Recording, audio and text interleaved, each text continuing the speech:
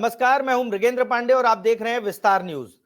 आज की हमारी इस चर्चा को विस्तार न्यूज के सभी डिजिटल प्लेटफॉर्म पर आप एक साथ देख सकते हैं। चर्चा का विषय बहुत बड़ा है। देश में नक्सलवाद सबसे बड़ा मुद्दा है और बीजेपी की केंद्र सरकार हो या राज्य सरकार, नक्सलवाद को खत्म करना चाहती है। डबल इंजन की सरकार न सिर्फ छत्तीसगढ़ बल्कि पड़ोसी राज्य उड़ीसा, झारखंड, तेलंगाना और महाराष्ट्र, इन राज्यों में भी नक्सलियों का सफाया कर रही है या फिर इनकी नीतियों के कारण नक्सली आत्मसमर्पण कर रहे हैं। आज एक बहुत बड़े नक्सली ने आत्मसमर्पण किया।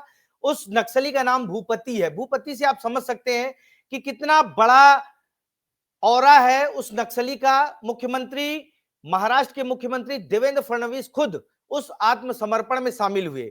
इस चर्चा में आज उसी विषय पर बात करेंगे कि आखिर भूपति कितना बड़ा चेहरा है, उससे छत्तीसगढ़ और पड़ोसी राज्यों में किस तरीके का बदलाव आएगा, किस तरीके से फोर्स का मनोबल बढ़ेगा और इसका बीजेपी को क्या पॉलिटिकल फायदा होगा। इसी विषय पर चर्चा करेंगे। हमारे साथ चर्चा में शामिल होने के लिए भाजपा प्रवक्ता उज्जवल दीपक जी हैं। बस्तर से हमारे पत्रकार साथी संजय ठाकुर जी जुड़ेंगे और कांग्रेस का पक्ष रखने के लिए विष्णु सिंहदेव जी हैं। पहली बार हमारे साथ जुड़ रहे हैं इसलिए मेरे को नाम देखना पड़ा। विष्णु जी, उज्जवल जी और संजय जी, आप तीनों का बहुत बहुत स्वागत है। चर्चा की शुरुआत में संजय ठाकुर जी से करूंगा और जानना चाहूंगा कि आज का जो आत्मसमर्पण है, बड़े बड़े नक्सली आज आए हैं, बहुत सारे हथियार भी आए हैं और खास बात यह है कि मुख्यमंत्री इस पूरे आत्मसमर्पण के कार्यक्रम में मौजूद थे। इसको आप किस तरीके से देखते हैं और आने वाले समय में क्या असर होगा? संजय जी। देखिए देखिए वेणुगोपाल राव का कद कितना बड़ा था, इसे मैं से समझा दूं कि वो नक्सलियों का पोलित ब्यूरो सदस्य था। पोलित ब्यूरो यानी कि पॉलिटिकल ब्यूरो, यानी कि राजनीतिक प्रमुख। नक्सल संगठन में फिलहाल बसवराजू के एनकाउंटर के बाद 5 पोलित ब्यूरो सदस्य हैं, उनमें ये एक था। सीनियरिटी के आधार पर बात की जाए तो गणपति के बाद दूसरे नंबर पर ये था। लगभग इसकी उम्र 70 साल है। 50 सालों से नक्सल संगठन में सक्रिय था। 1975 में आरएसयू में शामिल होता है। इसके बाद लगातार ये नक्सल संगठन के लिए काम करता है। ऐसे में ये वो नक्सली था जिसने अपने हाथों से इस नक्सल संगठन को खड़े किया है। और सिर्फ वेणुगोपाल राव ने, इसका बड़ा भाई किशन जी, जो 2011 में पश्चिम बंगाल में इनकाउंटर में मारा गया, वो पश्चिम बंगाल क्षेत्र का सबसे बड़ा नक्सली था। इसकी पत्नी तारका, जिसने इसी साल की शुरुआत में इसी महाराष्ट्र की गढ़चिरौली में समर्पण किया, या इसकी भाभी सुजाता, जिसने पिछले महीने 13 सितंबर को तेलंगाना में समर्पण किया। इस पूरे परिवार ने मिलकर नक्सल संगठन को खड़े किया था। ऐसे में इसका समर्पण जो है, ये कहीं ना कहीं नक्सल संगठन के सब पर नुकसान है। लेकिन उसके साथ मृगेंद्र जी, एक बात और ध्यान देनी चाहिए, हम सिर्फ वेणुगोपाल राव के बारे में बात कर रहे हैं। उसके साथ जो बाकी नक्सलियों ने समर्पण किया है, उनकी प्रोफाइल भी देखेंगे तो समझ आएगा ये कितना महत्वपूर्ण समर्पण है। क्योंकि इसके साथ 2 और महत्वपूर्ण नक्सली हैं। एक का नाम है स्वाति, एक का नाम है प्रभाकर। ये दोनों पति पत्नी थे और नक्सलियों के डीकेएसजेडसी के टेक्निकल डिपार्टमेंट के प्रमुख थे।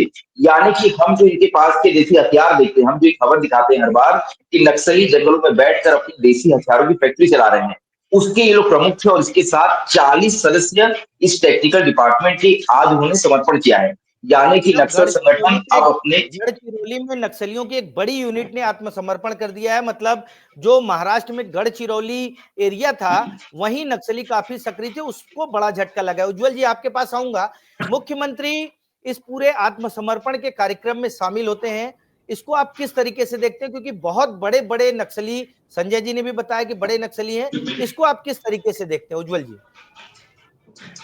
जी, बहुत अच्छी तस्वीर है। लोकतंत्र में जिन्हें जनता ने चुन के भेजा है, वो ऐसी ताकतों को जो मुख्य धारा में आना चाहते थे पर नहीं थे, एक संघर्ष कर रहे थे कई सालों से। पहले तो विचारधारा थी, बाद में विचारधारा भी खत्म हो गई थी। उस लोकतंत्र के मंच पर दोनों का साथ आना, और यही तस्वीर बयान करती है। और भारतीय जनता पार्टी का लक्ष्य यही है कि आपके और हमारे बीच मतभेद हो सकते हैं, मनभेद नहीं। तो एक मंच पे आए, मुख्य धारा पे आए, लोकतंत्र में नियम कानूनों का पालन करें और बंदूक की गोली से फैसले नहीं होंगे। गोली का जवाब गोली से दिया जाएगा, गोली का जवाब गोली से नहीं दिया जाएगा। इसके कारण नहीं, मैसेज क्लियर था, सरेंडर और पेरिश। या तो आप सरेंडर कीजिए या आप मारे जाएंगे, कोई वार्ता नहीं होगी। आपने देखा था और आपने ऑब्जर्व किया था, जैसे ही हमारी सरकार बनी 2023 में, हमारे प्रदेश के गृह मंत्री माननीय विजय शर्मा जी ने खुला ऑफर दिया था वार्ता का, वीडियो कॉल के थ्रू। लोगों ने हंसी उड़ाई उस बात पर, लोगों ने माहौल उड़ाया कि आप पहचानेंगे कैसे कि कौन नक्सली है और कौन नक्सली नहीं है। पर उस वार्ता का मजाक उड़ाया गया और उसका जवाब दिया गया नक्सलियों द्वारा एक एलईडी आईईडी विस्फोट करके, एक बड़ा कारनामा करके कि हम ये हैं। उसके बाद सरकार ने पीछे मुड़ के नहीं देखा। ऑफर किया गया था, उसके बाद जितने ऑफर किए गए, गंभीरता के अभाव ने सरकार ने सबको टर्न डाउन किया और साफ साफ मैसेज भेजा कि वार्ता नहीं होगी, सरेंडर कीजिए या मारे जाइए। ये भारतीय जनता पार्टी की नीति और नीति है। माननीय गृह मंत्री अमित शाह जी ने जो टारगेट दिया है माननीय प्रधानमंत्री नरेंद्र मोदी जी के मार्गदर्शन में कि 31 मार्च 2026 उस दिन इनकम टैक्स पटाने की लास्ट डेट होती है, अमूमन अकाउंट क्लोज होते हैं। नक्सलियों का अकाउंट भी हम क्लोज करने वाले हैं। ठीक है, नक्सलियों का अकाउंट हर कोई क्लोज करना चाहता है। विष्णु सिंहदेव जी, आपको क्या लगता है कितना बड़ा ये आत्मसमर्पण है और इस पे कांग्रेस पार्टी का क्या स्टैंड है? सबसे पहले तो विस्तार न्यूज के समस्त दर्शकों को मेरा नमस्कार। आज का विषय अत्यंत महत्वपूर्ण है और विस्तार न्यूज का बहुत बहुत धन्यवाद, बहुत बहुत बधाई के पात्र हैं इस अत्यंत महत्वपूर्ण विषय को जनता के सामने लेकर के आने के लिए। ये जो गढ़चिरौली में जो सोनू दादा और बाकी नक्सलियों ने जो सरेंडर किया है, मैं ये मान करके चलता हूं कि ये हिंदुस्तान के इतिहास का सबसे बड़ा नक्सलियों का सरेंडर रहा है और इसके लिए महाराष्ट्र के मुख्यमंत्री हमारे बधाई के पात्र हैं। उन्होंने नक्सलियों को संविधान भी उपहार स्वरूप दिया और अब सवाल यह उठता है कि जो सफलता हमें मिली है, इसकी नींव किसने रखी थी? अब ये महत्वपूर्ण सवाल है। कांग्रेस की यूपीए सरकार ने सबसे पहले सत्यमेव जयते और आईएपी इंटीग्रेटेड एक्शन प्लान जो शुरू किया था अपने यूपीए 1 और यूपीए 2 के दौरान, उसका ये नतीजा है। छत्तीसगढ़ में भूपेश बघेल की सरकार ने कई इस तरीके की योजनाएं लेकर के आए थे जिसके कारण नक्सली मुख्य मार्ग में जुड़ पाए और मैं ये मान करके चलता हूं कि इसकी शुरुआत कांग्रेस पार्टी ने की थी और भारतीय जनता पार्टी की सरकार में धीरे धीरे ये फलीभूत होता दिख रहा है और नक्सली जो हमारी सरकार की नीतियां हैं उससे प्रभावित होकर के सरेंडर कर रहे हैं। इसमें कांग्रेस की भी वही बहुत बड़ी भूमिका रही है और भारतीय जनता पार्टी भी उस चीज को आगे लेकर के चलती है, तो बहुत अच्छी बात है। ठीक है, संजय जी आपके पास आऊंगा। ये जो नक्सली हैं, क्योंकि इनका इम्पैक्ट छत्तीसगढ़ में भी पड़ रहा था, बस्तर और राजनांदगांव का एरिया जो इनसे इनके बॉर्डर से थे, तो क्या लगता है उन एरिया में, उन क्षेत्रों में एक बार शांति का माहौल बनेगा या वहां और कोई लीडर है जो उस मूवमेंट को लीड कर सकते हैं? देखिए, आज के दिन को इतिहास के पन्नों में दर्ज इसलिए करना चाहिए क्योंकि आज गढ़चिरौली में तो सबसे बड़ा समर्पण हुआ ही है। आज 15 अक्टूबर को सुकमा में हमने देखा कि 27 नक्सलियों ने समर्पण किया और जैसे ही समर्पण की खबर आ रही थी तभी खबर आई कांकेर से, अबूझमाड़ के जंगलों से, वहां से 50 नक्सली निकले हैं। वो पहुंचे फिलहाल सीआरपीएफ कैंप के पास। ये नक्सली कुछ ही देर में, अब क्योंकि वो फोर्स के साथ है, एक जो फॉर्मेलिटी होती है वो निभाई जाएगी। हो सकता है कल हम 50 अन्य नक्सलियों का समर्पण जो है वो देखें। यानी कि एक बात साफ हो गई है कि अबूझमाड़ और इससे लगा गढ़चिरौली का इलाका और इसके ऊपर जो उत्तर बस्तर का इलाका है जिसे हम कांकेर के इलाके में जानते हैं, मैं इसे नक्सलियों के टर्म में बताता हूं। गढ़चिरौली डिवीजन, माड़ डिवीजन और उत्तर बस्तर डिवीजन, नक्सलियों की ये 3 सबसे मजबूत डिवीजन जो है ये लगभग अब पूरी तरह से खात्मे की ओर बढ़ चली है। अब हम बात करते हैं सबसे महत्वपूर्ण जगह की, जो है साउथ बस्तर यानी कि सुकमा बीजापुर का इलाका, जहां देश का सबसे अधिक ग्लोरीफाइड नक्सली हिड़मा बैठा हुआ है और उसके साथ ही है बटालियन नंबर 1। ऐसे में सबकी नजर अब नक्सलियों की साउथ बस्तर डिवीजन पे है कि आखिर उसका रुख क्या होगा, क्योंकि जब ये लेटर का दौर चला लगभग 9 अलग अलग पत्र जो हैं वो आ चुके हैं इस बीच नक्सलियों के। पहला पत्र जो है वो 16 सितंबर को आया था इसी वेणुगोपाल राव का। इसके बाद अलग अलग नक्सली कमेटियों के पत्र आ चुके हैं, लेकिन अभी भी साउथ बस्तर डिवीजन ने अपने पत्ते नहीं खुले हैं और साउथ बस्तर डिवीजन में ही नक्सलियों की बटालियन है, बटालियन नंबर 1, यानी कि नक्सलियों का वो आर्म फोर्स जो हर तरह के हमले करने में सक्षम है। यही वजह है कि सबकी नजर फिलहाल उस इलाके में है। ऐसे में कहा जा सकता है कि हिड़मा अभी भी बड़ा महत्वपूर्ण नक्सली बना हुआ है। हिडमा पर ही सबकी नजर है। उज्जवल जी, क्या हिडमा को मार्च 2026 तक गिरा देंगे मारकर या सरेंडर करा लेंगे? क्या स्ट्रेटेजी है उज्जवल जी? देखिए, मैंने पहले ही कहा कि सरकार की रीति और नीति स्पष्ट है, या तो सरेंडर कीजिए या तो मारे जाएंगे। हम आशा करते हैं कि हिडमा भी अपने अंदर साथियों की तरह आत्मसमर्पण जल्दी करेंगे, और करना भी चाहिए। लोकतंत्र की मुख्य धारा में उनको शामिल होना चाहिए, और अपनी बातें जो हैं, वैसे बातें कुछ थी नहीं। हमारे गृह मंत्री विजय शर्मा जी एक अच्छी बात कहते हैं, चाहिए क्या आखिर? विकास की बात करते हैं तो सड़कें तोड़ते हैं, स्कूल तोड़ देते हैं, बम से उड़ा देते हैं, हॉस्पिटल बनने नहीं देते हैं, आदिवासियों को पढ़ने लिखने नहीं देना चाहते, सड़क बनती है तो बीच में मंदिर बना देते हैं, धार्मिक उन्माद फैलाने की कोशिश करते हैं। चाहिए क्या, बताएं तो थोड़ा सा। और कम्युनिज्म की जो विचारधारा है, आप लेकिन जी थोड़ा सा पीछे जाना पड़ेगा। तियानमेन स्क्वायर की बात आपको मालूम होगी जी। बच्चों ने, स्टूडेंट्स ने विरोध किया था, उसी कम्युनिस्ट गवर्नमेंट ने उनको मार गिराया था, स्टूडेंट्स को। सबसे बड़ी क्रांति थी वो विश्व में विद्यार्थियों की। आज आप देखिए भारत में जो लोकतंत्र है, एक छोटा सा उद्योग भी, एक छोटा सा कोई गांव में काम भी होता है बिना ग्राम सभा की अनुमति के नहीं हो सकता। क्या चाइना में ऐसा है? आप सोचिए थोड़ा सा। चाइना में वही होता है जो उनकी कम्युनिस्ट पॉलिटिक्स की आड़ में कैपिटलिस्ट इकोनॉमी जो है, जो फैसले लेती है।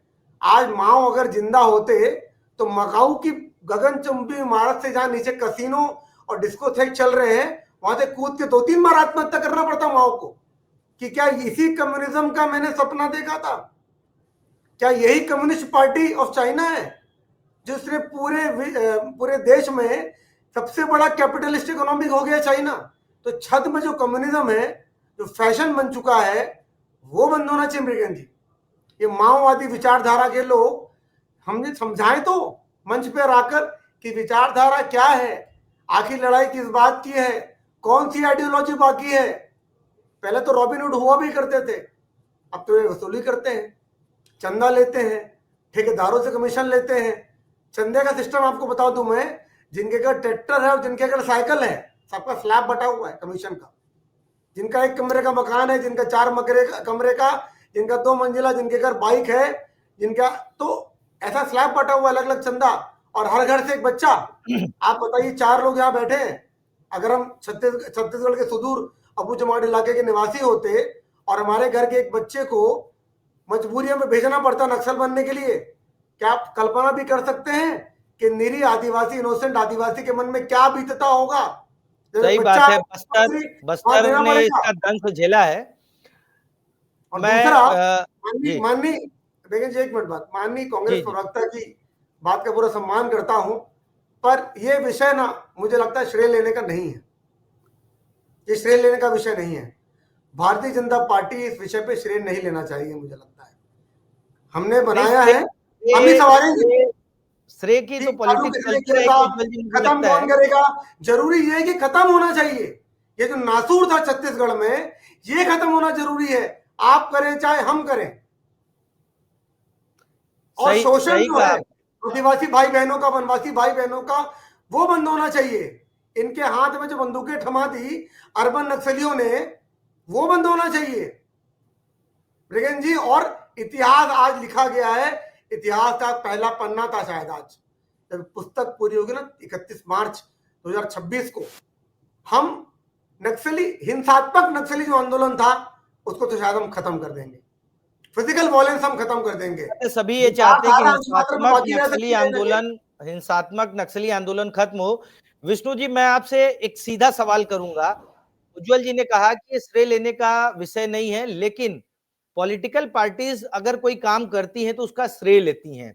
बस्तर से नक्सलवाद खत्म हो जाएगा तो एक बड़ा अचीवमेंट होगा बीजेपी के लिए, चाहे वो केंद्र की सरकार हो चाहे राज्य की। तो उन इलाकों में आप कांग्रेस पार्टी किस तरीके से अपने मूवमेंट को चलाएगी, लोगों को किस तरीके से बताएगी कि बीजेपी से बेहतर कांग्रेस है? देखिए, नक्सलियों का, हमलों का जितना कांग्रेस पार्टी शिकार हुई है, वो किसी से छुपा नहीं है। दरबा का कांड किसी से छुपा नहीं है। हमने अपने पार्टी के शीर्ष नेतृत्व को उसी बस्तर में खो दिया। आज भी कई सारे माएं रोती हैं अपने बच्चों के लिए, कई सारी पत्नियां विधवा हो गई, कई सारे बच्चे अनाथ हो गए उस घटना के उपरांत।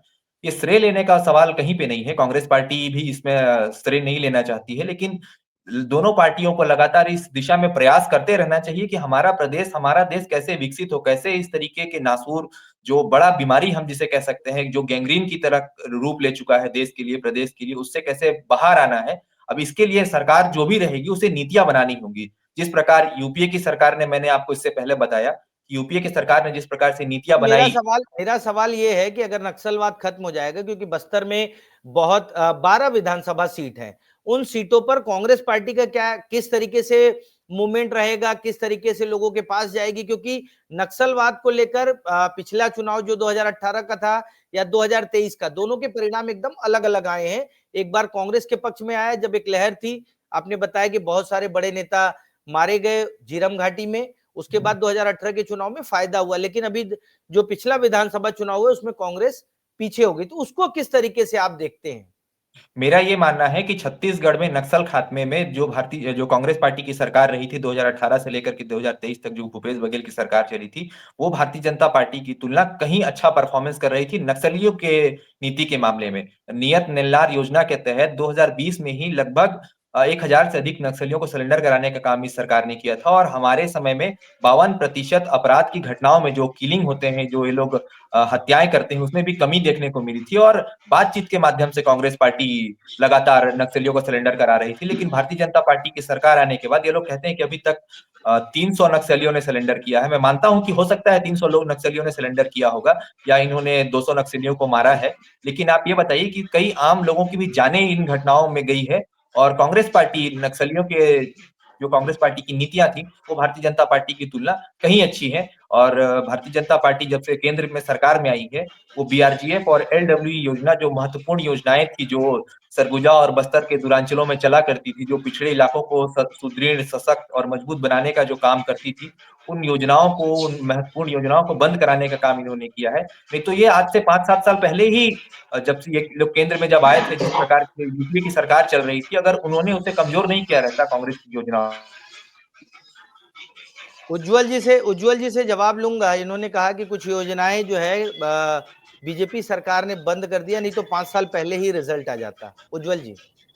लेकिन जी, झीरम घाटी के हमले में सिर्फ कांग्रेस पार्टी के नेताओं के, छत्तीसगढ़ के लालों की मौत हुई थी, हमारे प्रदेश के बड़े नेता थे।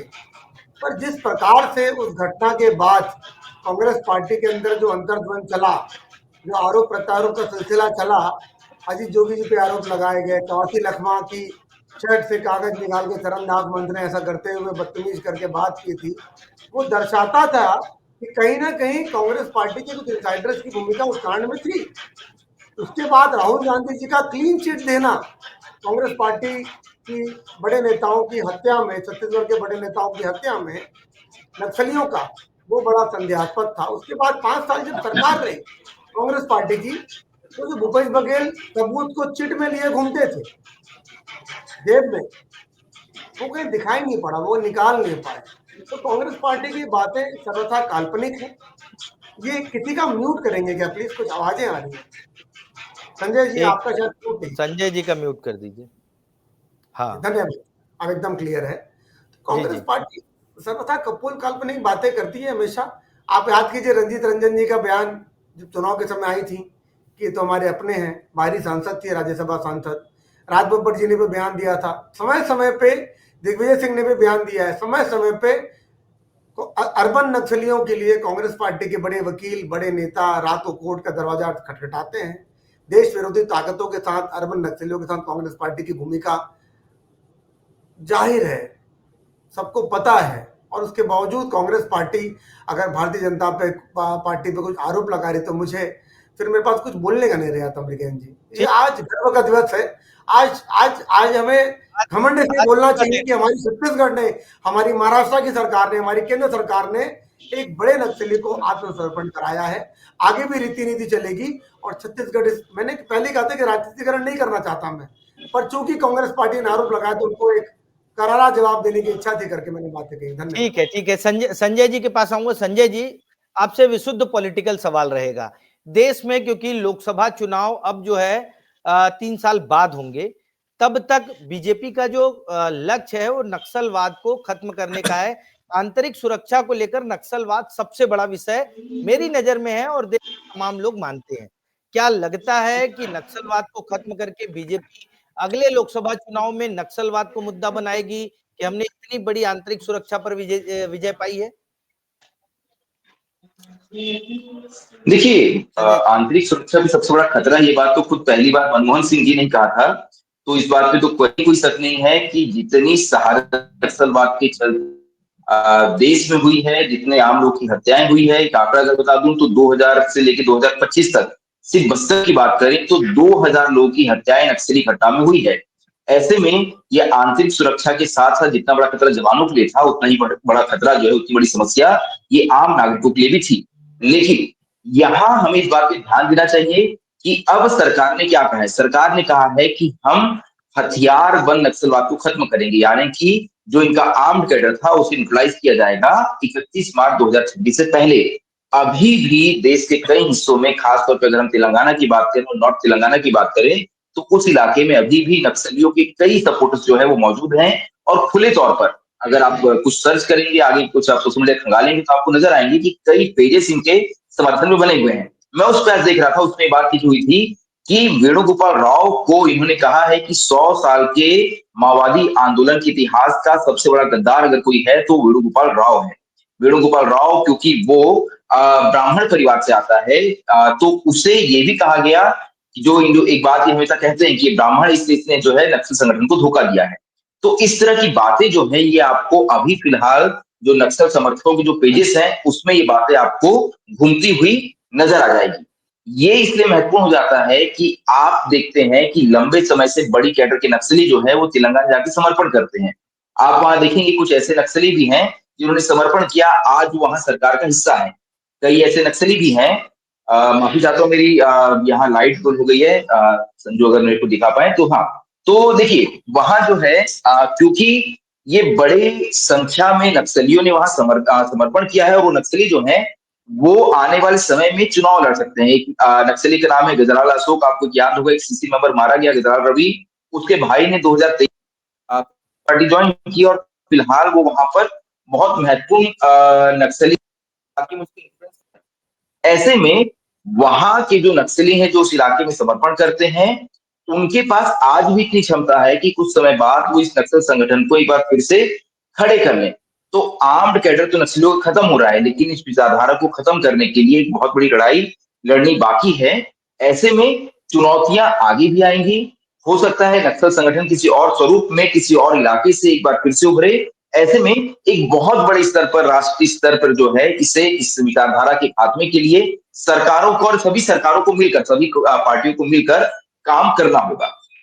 बहुत सही बात कही आपने कि ये जो समस्या है उसको खत्म करने के लिए सिर्फ सरकार नहीं, सामाजिक स्तर पर भी काम करने की जरूरत है। विष्णु जी, आपसे सवाल रहेगा जो मैं संजय जी से किया कि अगर नक्सलवाद खत्म हो जाता है, सशस्त्र नक्सलवाद खत्म हो जाता है और उसको बीजेपी अपनी उपलब्धि बताती है, तो उसके काउंटर में कांग्रेस के पास क्या रहेगा बताने के लिए? क्योंकि बीजेपी का लक्ष्य है, केंद्र और राज्य सरकार दोनों का लक्ष्य है नक्सलवाद को खत्म करना। और लोकसभा चुनाव में अगर ये मुद्दा बनता है, क्योंकि आंतरिक सुरक्षा में संजय जी ने भी आंकड़े दिए कि 2000 से ज्यादा लोगों की मौत हुई है, क्या लगता है इसके काउंटर में कांग्रेस के पास क्या रहेगा? देखिए, मैं लगातार एक बात को कह रहा हूं कि जो नक्सलियों का खात्मा हो रहा है या नक्सली जो सरेंडर कर रहे हैं, उसकी न्यू कांग्रेस पार्टी ने रखी और भारतीय जनता पार्टी उस पर नाम लेना चाहती है। आप एनसीआरबी का आंकड़ा उठा करके देख लीजिए, 2004 से लेकर के 2004 में जो नक्सलीय घटनाओं का जो संख्या हुआ करता था वो 2200-2300 हुआ करता था प्रति वर्ष। लेकिन 2014 में जब हमारी सरकार गई, वो आंकड़ा नीचे गिर करके 1100 तक बचा रह गया था। तो योजनाओं के माध्यम से कांग्रेस पार्टी ने जो नक्सलियों को वापस आकर के आम जनजीवन में मिलने का, आम जनजीवन में जुड़ने का और सम्मान के साथ जो जीने का जो माध्यम बताया, उसके कारण इस तरीके का आत्मसमर्पण वगैरह हो रहा है। तो निश्चित रूप से कांग्रेस पार्टी की जो सोच थी, उसे भारतीय जनता पार्टी आगे लेकर के जा रही है। लेकिन मेरा ये मानना है कि कांग्रेस पार्टी अगर होती, तो ये जो देखने को आज जो परिणाम देखने को मिल रहा है, 5-7 साल पहले वो देखने को मिलता। भारतीय जनता पार्टी के ठीक आने है, के बाद इसमें स्थिरता आई, ठीक थोड़ा है, स्लो हो गया इनका डेवलपमेंट।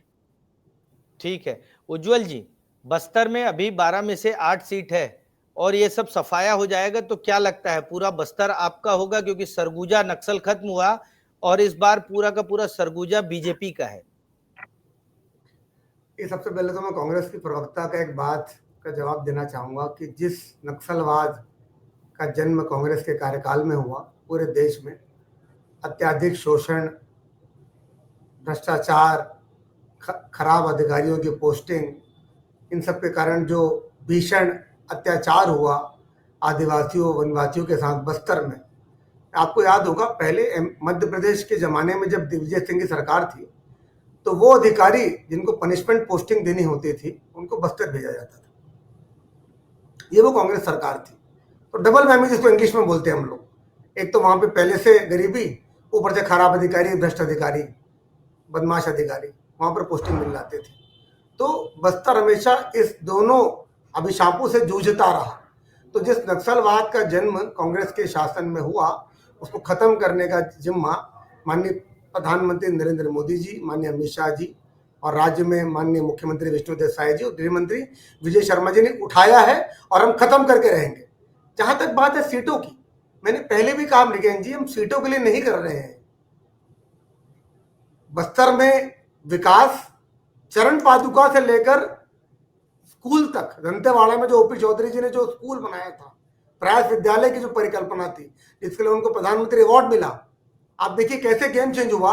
डॉक्टर रमन सिंह जी जब मुख्यमंत्री थे अपने सबसे स्मार्ट, सबसे युवा अधिकारियों को भेजते थे बस्तर, सौरभ कुमार जी, ओपी चौधरी जी, जाके काम कीजिए। और जब वहां पर काम करते थे उनको पोस्टिंग मिलती थी सीएम हाउस में, Raipur collector, Bilaspur collector, NRDA, chips, पढ़े लिखे ऊर्जावान युवा अधिकारियों को वो पनिशमेंट पोस्टिंग नहीं होती थी, वो रिवॉर्ड पोस्टिंग होती थी कि वहां पर काम करके दिखाइए पहले। और इन लोगों ने काम करके दिखाया और इसी गेम चेंजिंग एक्सपेरिमेंट ने बस्तर में एक नई दिशा दी। और कांग्रेस बात करती है आदिवासियों की, वनवासियों की। सबसे पहला काम जो भूपेश बघेल ने किया सरकार में आते ही, चरण पादुका योजना बंद कर दी, तेंदुपत्ता संग्रहण जो करते थे। आप सोचिए, छोटा सा इंटरवेंशन था कि जो हमारी बहनें, माता बहनें वहां पर चरण पादुका पहन के जाती थी तेंदुपत्ता बीनने के लिए, उनको काटने न लग जाए। ये डॉक्टर रमन सिंह जी की सोच थी। और हमारी सरकार आई तो तेंदुपत्ता पे आज तक का सबसे बेहतरीन रेट, बोनस और चरण पादुका तीनों चालू हुआ। आपको याद होगा प्रधानमंत्री मोदी जी का दृश्य जब उन्होंने बुजुर्ग आदिवासी महिला को अपने हाथों से चरण पादुका पहनाई थी, वो दृश्य आज भी जीवंत हो उठता है। बकरी चराने वाली एक महिला को जी। तो ये था भारतीय जनता पार्टी की सोच। और हमने कभी सीटों के लिए बस्तर में कोई काम नहीं किया, ठीक है, कभी सीटों आगे के भी लिए नहीं बस्तर करेंगे। में भाजपा ने काम नहीं किया, लेकिन आज जो सफलता मिली है भले वो महाराष्ट्र में, लेकिन उसका असर पूरी तरीके से छत्तीसगढ़ में देखने को मिलेगा। संजय जी ने विस्तार से बताया कि कहां कहां कौन सी कमेटियां हैं। उज्जवल दीपक जी और विष्णु सिंह देव जी, इन लोगों ने भी अपनी पार्टी का पक्ष रखा और अपना बताया कि क्या विजन है। आज की चर्चा में बस इतना ही। आप सभी को बहुत बहुत धन्यवाद। नमस्कार।